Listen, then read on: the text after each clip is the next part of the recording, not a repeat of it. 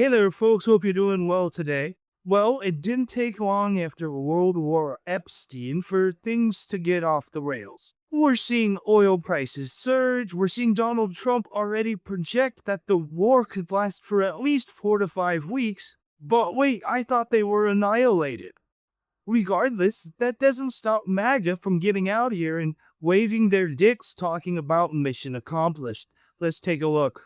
And now in comes the update. Here comes President Trump explaining exactly what happened and just how bad it is for the Iranian regime, or what's left of it. And really, I think that's the most important conversation here. Obviously, President Trump took a massive risk with this move. I mean, you could tell by how divided the response is. And so now comes the second part of this. There's no debating whether or not it should happen. It already happened. Now the question is, did it work? Is it effective military policy? Because obviously, people don't want boots on the ground. People don't want an endless war, CIA coups, disastrous regime change, and the argument seems to be, at least from the Trump side, that all of that is going to be unnecessary because the war is essentially done as it starts, or even before it starts. A strike so decisive that there's just no coming back from it. And well, based on what we're seeing here, it's possible that Trump's got the Iranian regime, or whatever's left of it, in that exact position. It's awesome the way he begins his whole argument by saying, hey, don't talk about accountability. Don't talk about whether this should have happened or shouldn't have happened. It happened. So now we should just be talking about the next part. Who gives a shit about justification? And all we gotta do is look to Donald Trump clips to see constant contradiction regarding that justification. And so there you have it. The war's already done. Even though Donald Trump came out and said himself that they're projecting 4 to 5 weeks, and even taunted going longer. And we have, right from the beginning, we projected 4 to 5 weeks, but we have capability to go far longer than that. We'll do it. Whatever somebody said today, they said, oh, well, the president wants to do it really quickly. After that, he'll get bored. I don't get bored. There's nothing boring about this. Do you agree with that, Pete? I don't think there's anything, Mr. General. I think sounds like a forever war to me. But these MAGA, they are so disconnected from reality. They don't understand how complex the world is and how there's a ripple effect that will not only cost them in their tax dollars. Well, we don't know about this guy. This guy's probably some Canadian just making some bullshit propaganda. But again, not only cost American their tax dollars, but also cost them at the pump, as we're seeing oil prices spike in a different way than we've seen in previous wars. Let's take a look. Spencer, let's talk about oil prices. Obviously, there's been a lot of activity near the Strait of Hormuz. We've seen prices go up since the president launched these military operations in Iran. What has been the impact on U.S. and global markets from this? Good morning. The knee-jerk reaction in oil markets whenever there's any kind of military action in the Middle East, especially involving a major producer like Iran, is for them to go up, and that's what we've seen. And this is a bit more lasting than the last couple of episodes, in the sense that when the head of Iran's Revolutionary Guard Corps was assassinated by the U.S. in 2020, you had a spike and then a very sharp drop.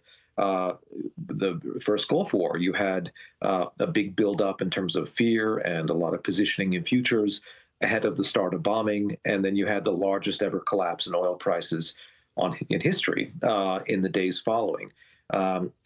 Because the fear tends to build up in financial markets. Right now, we do see actual disruptions to oil flows in the sense that ships are not getting insurance to transit the Strait of Hormuz, that very narrow waterway that sits astride Iranian waters, and that's actually cutting the oil flow. We've had a refinery hit in Saudi Arabia, and Qatar, the world's largest natural gas exporter, has halted flows as well. And so, surprise, surprise. If you can imagine, the Trump administration is doing all of this by the seat of their pants. There's no planning. There might be some concepts of a plan, but that's about it. And what is the outcome? Disruptions. Disruptions that we, the people, have to pick up the bill for. And you know where we are seeing this strategy? With our adversaries, as they are purposely working to disrupt these chains. Let's take a look. Islamic Republic has retaliated. Iran has launched missile attacks all across the region. The BBC reports at least 3 tankers have been attacked, and in an extremely oil-rich area that is a hub for international trade, The threat of a longer war is sending shockwaves through their economy. As much as a third of all of the world's oil shipments pass through the Strait of Hormuz, which of course is just off Iran's coast. The New York Times is reporting that traffic through the strait dropped as much as 70% as of late last night. So anything that would close the strait or make it harder for ships to cross could send oil skyrocketing. And with oil prices spiking 9% in early trading as Asian markets begin their week, the markets are already warning about the potential consequences. But it's more than the cost you're going to pay up a pump.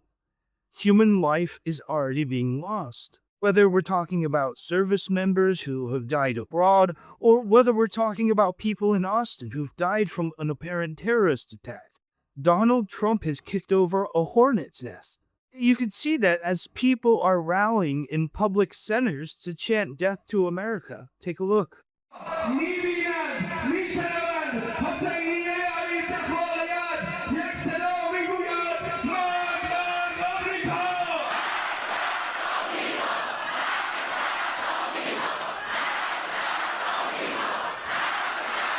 Look, I'm not going to sit here and be arrogant enough to say I'm 100% correct and what they're saying will never happen. I'm just telling you how I feel about the situation in real time, reacting to it. But there's a lot of people that are saying, well, now in comes the destabilization part. Now in comes Iran turning against us and our allies in the region. It's going to be all out chaos. Look, they're already shooting bombs into Israel and other neighboring nations. And sure, that sucks. And I get it. They hit some hotels or something with some bombs already, but come on. Trump just made a move that basically obliterated their entire leadership cabinet, and their response was to bomb a hotel in Dubai. It seems less like significant retaliation and a threat of major destabilization and more like death throes. It feels like Trump has completely annihilated them, and there's no coming back from this. And I think it speaks to what's going on here. We keep hearing that he's started a war without congressional approval, but it feels like the war is over. It feels like he ended a war. And so there you have it.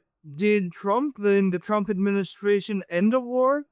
Or was this just a half-assed attempt at a regime change? Or a play for oil that wasn't even well thought out? Or maybe it was just a big distraction from the Epstein files?